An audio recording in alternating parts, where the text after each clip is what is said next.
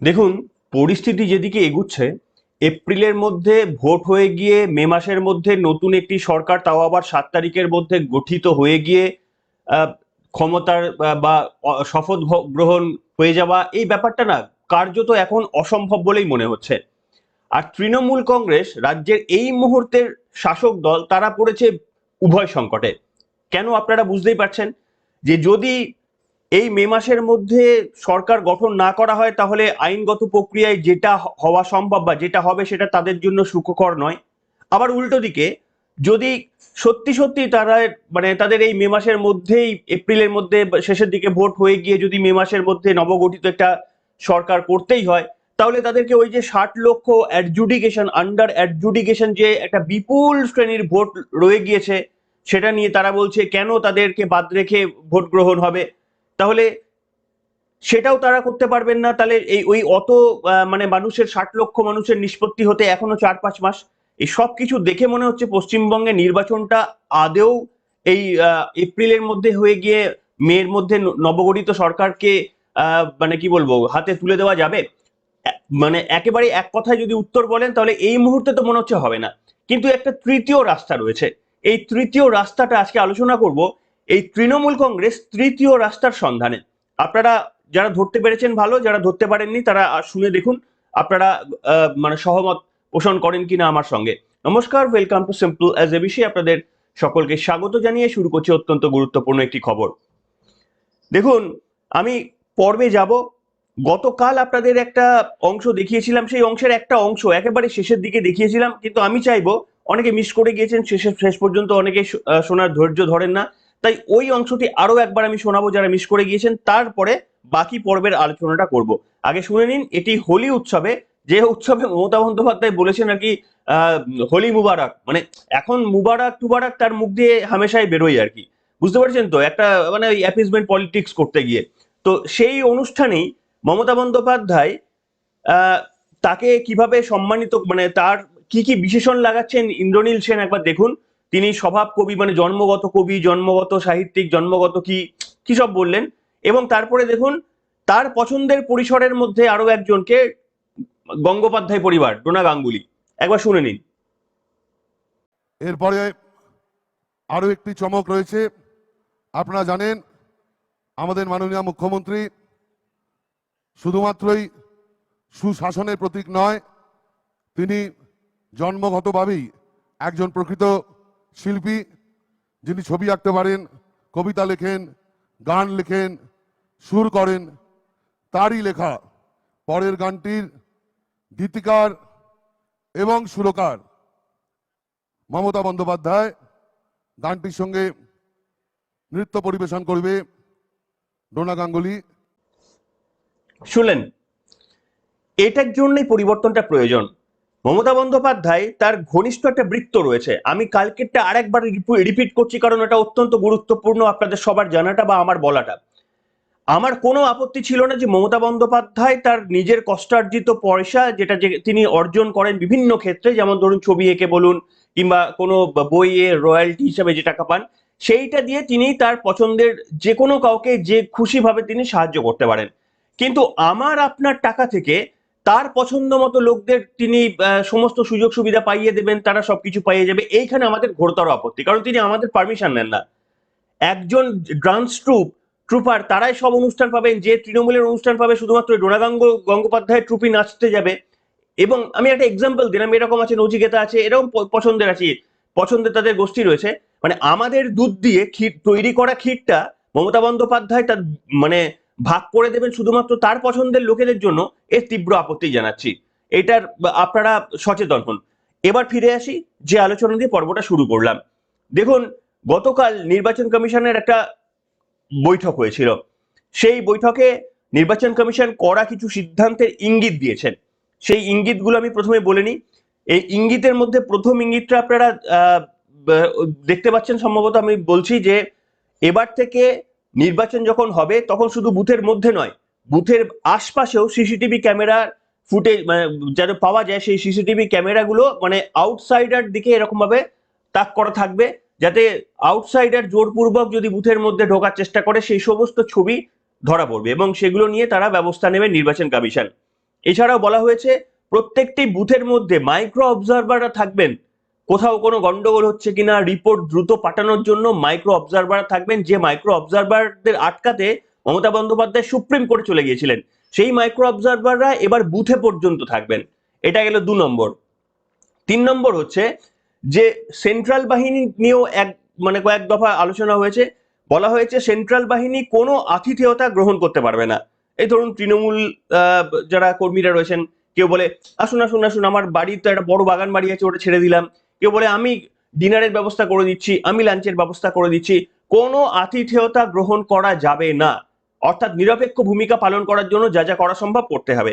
এছাড়াও strong room থেকে শুরু করে গণনা কেন্দ্র একগুচ্ছ প্রাইমারি নির্দেশিকা বলে জানিয়ে দিয়ে, যে গতকাল আলোচনাটা হয়েছে সেটা বলে দিচ্ছে এবারের নির্বাচনটা অন্যান্য প্রত্যেকটি নির্বাচনের থেকে কি আলাদা হতে চলেছে। দেখুন, এবার চলে আসি বিকল্প কি রয়েছে। তৃণমূল কংগ্রেসের কাছে একটা উভয় সংকট। কেন?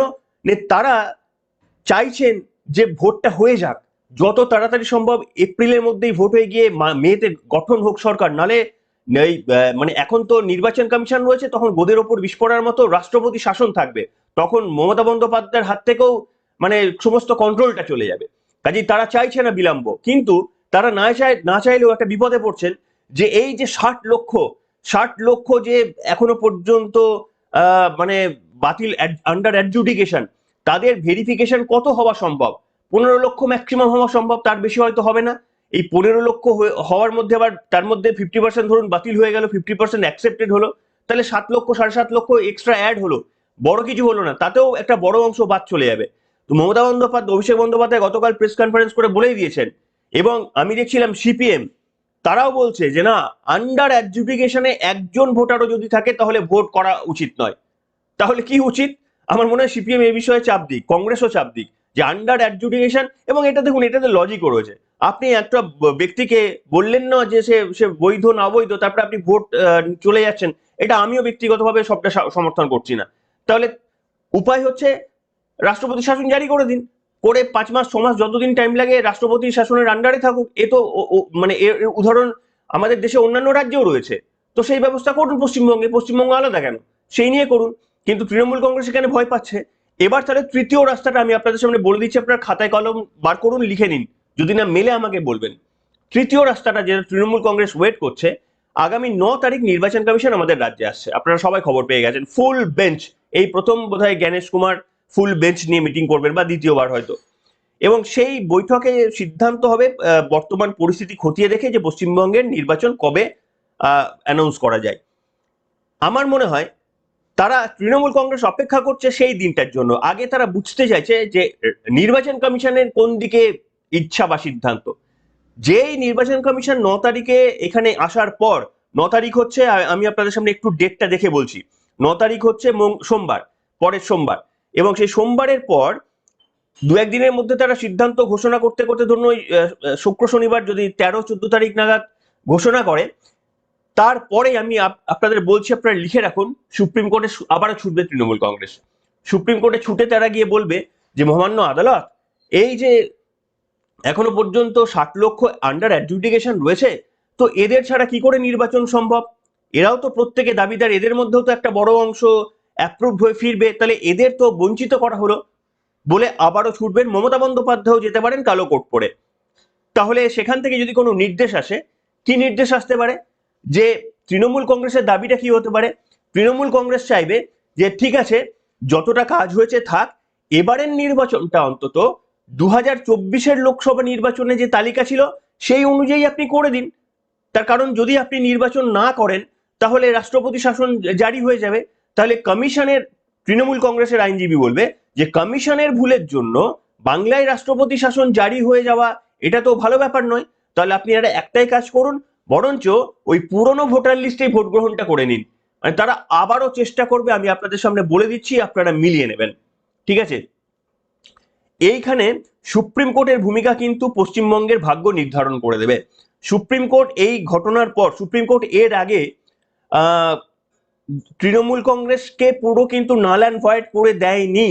আমি শুনানিগুলো শুনেছি, পুরোটা কিন্তু নাল অ্যান্ড ভয়েড করে দেয়নি। অনেকটা তৃণমূল কংগ্রেসের কিছু কিছু জিনিসের মান্যতা রেখেছিল, কিন্তু তৃণমূল কংগ্রেস এতটাই অসৎভাবে মানে রাজ্যটাকে পরিচালনা করতে চাইছিল, নির্বাচনটাকে পরিচালনা করতে চাইছিল, যে কোনো ফেভারেবল নির্দেশও তাদের পক্ষে যাচ্ছিল না। তো সেই কারণেই নির্বাচন কমিশন কি সিদ্ধান্ত নেবে আগামী দিনে পশ্চিমবঙ্গবাসীর ভাগ্য নির্ধারণ করবে। আগামী দিনে কোন সরকার আসবে তার ভাগ্য নির্ধারণ হয়ে যাবে। দেখা যাক যে এরকম কোনো নির্দেশ আশা করি আসবে না যে পুরনো ভোটার লিস্টেই ভোট হোক, কিন্তু তৃণমূল কংগ্রেসের চেষ্টা ওটাই।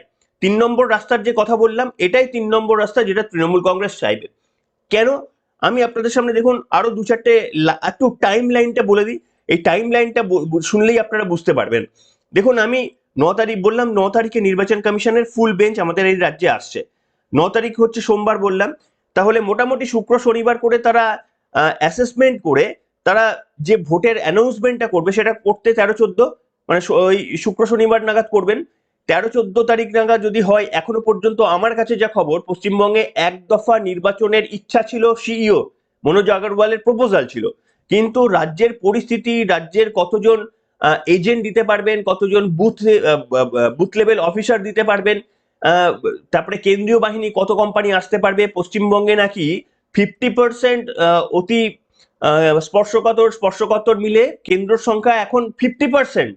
কাজে এই এত বিপুল পরিমাণ আধা সামরিক বাহিনীর প্রয়োজন হবে, যেটা মানে দেওয়াটা কার্যত সম্ভব নাও হতে পারে।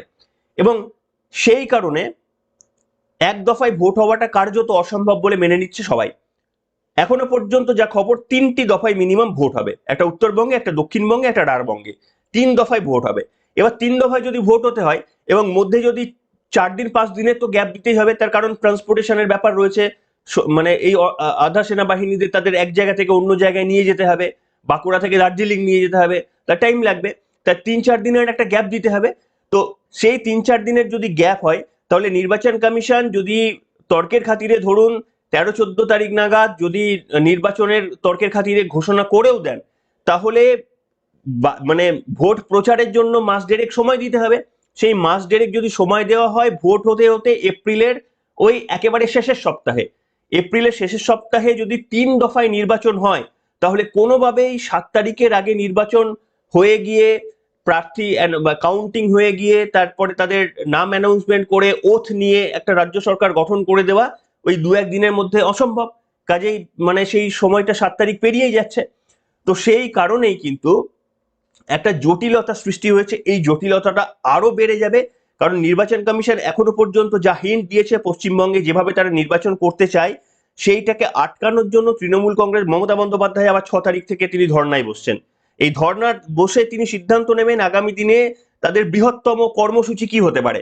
অর্থাৎ তৃণমূল কংগ্রেসের এই অসহযোগিতার জন্যই কিন্তু পশ্চিমবঙ্গে আজকে সামগ্রিকভাবে ডিলে হয়ে গেল। সামগ্রিকভাবে সময়ের মধ্যে এই তালিকাটাকে স্বচ্ছ করা গেল না। আবারও মমতা বন্দ্যোপাধ্যায় ধর্নায় বসছেন, আবারও বিভিন্ন রকমের ব্যাঘাত ঘটবে, নির্বাচন ঘোষণাতে ডিলে হতে পারে, সুপ্রিম কোর্টে গিয়ে শুনানি করতে গিয়ে সেখানে আবারও নির্বাচনের ডিলে হতে পারে। অর্থাৎ মানে একটা ঝুলে থাকা অবস্থা কিন্তু তৃণমূল কংগ্রেস এখন ভাবছে কোন দিকে গেলে তাদের সুবিধা হয়। একদিকে হতে পারে যে যদি তাদের মানে তারা ভাবছে যে তাড়াতাড়ি ভোট হয়ে গেলে সুবিধা, অন্যদিকে ভাবছে যে যদি তাড়াতাড়ি ভোট হয়ে যায় তাহলে আনডিসাইডেড যে ক্যান্ডিডেট গুলো রয়ে গেছে তারা আমাদেরকেই যদি ভোট দেওয়ার সম্ভাবনা বেশি, আমরাই তাদেরকে ঢুকিয়ে রেখেছিলাম এতদিন ধরে, ওদেরকে বাইরে রেখে ভোট প্রক্রিয়ায় গেলে এমনিতেই আমাদের হার অনিবার্য। তারা এখন তৃতীয় কোনো রাস্তা, এই সুপ্রিম কোর্টের মধ্যে দিয়ে কিভাবে রাস্তা, এইটা এখন খোঁজার একেবারে আইপ্যাককে নিয়ে তারা বসে গিয়েছে, এই রাস্তাটা কিভাবে তারা খুঁজে পায়। আর এর ওপরেই পশ্চিমবঙ্গের ভাগ্য নির্ধারিত হচ্ছে। এর মধ্যেই কিন্তু বিভিন্ন রকমের ক্যান্ডিডেট বাছাইয়ের সবাই নেমে পড়েছে। সিপিএম বলে দিয়েছে যে একজনও অমীমাংসিত ভোটারকে রেখে পশ্চিমবঙ্গে নির্বাচনে যাওয়া আমাদের পক্ষে সম্ভব নয়। মানে এবার বুঝে দেখুন, পশ্চিমবঙ্গে আগামী দিনে নির্বাচনটা আমার মনে হচ্ছে না যে কোনোভাবেই এপ্রিলের শেষের মধ্যে হয়ে মেয়ের মধ্যে শেষ হয়ে নতুন সরকার হবে, এই সম্ভাবনা এখনো পর্যন্ত নেই। যদি না সর্বসম্মতিক্রমে মেন রাজনৈতিক দলগুলো তারা সবাই মিলে মানে একমত হয়ে তারা যদি না সবকিছু নির্বাচন কমিশনের সঙ্গে সহমত প্রকাশ না করেন, এ হওয়া সম্ভব নয়। আর না হলে তৃণমূল কংগ্রেস তারা বুঝে নেবে যে রাষ্ট্রপতি শাসনের মধ্যে দিয়ে ভোট করলে তাদের বেশি লাভ, নাকি অঙ্কটা তাদের কঠিন যে রাষ্ট্রপতি শাসনের মধ্যে দিয়ে 60 লক্ষকে ইনক্লুড করে ভোট করলে তাদের বেশি লাভ, নাকি রাষ্ট্রপতি শাসনটাকে ছেড়ে দিয়ে আহ, শুধু 7 লক্ষর মধ্যে শুধু মানে 60 লক্ষকে বাদ দিয়ে তাদের ভোটের নির্বাচনে যাওয়াটা তাদের জন্য বেশি লাভ? এইটা কিন্তু তাদেরকে বা ডিসাইড করতে হবে। আপনারা কি বলবেন? আপনাদের মতামত লিখে জানাবেন। তৃণমূল কংগ্রেসের কোনটা লাভ, রাষ্ট্রপতি শাসনের মধ্যে দিয়ে ভোটে যাওয়াটা লাভ, নাকি 60 লক্ষকে ইনক্লুড করাটা তাদের জন্য বেশি লাভ? কোনটা তাদের বেশি লাভ আপনারা লিখে জানাতে পারেন আপনাদের সুচিন্তিত মতামত। সবাই ভালো থাকবেন, এখনকার মতো এখানে দেখা হবে আগামী পর্বে।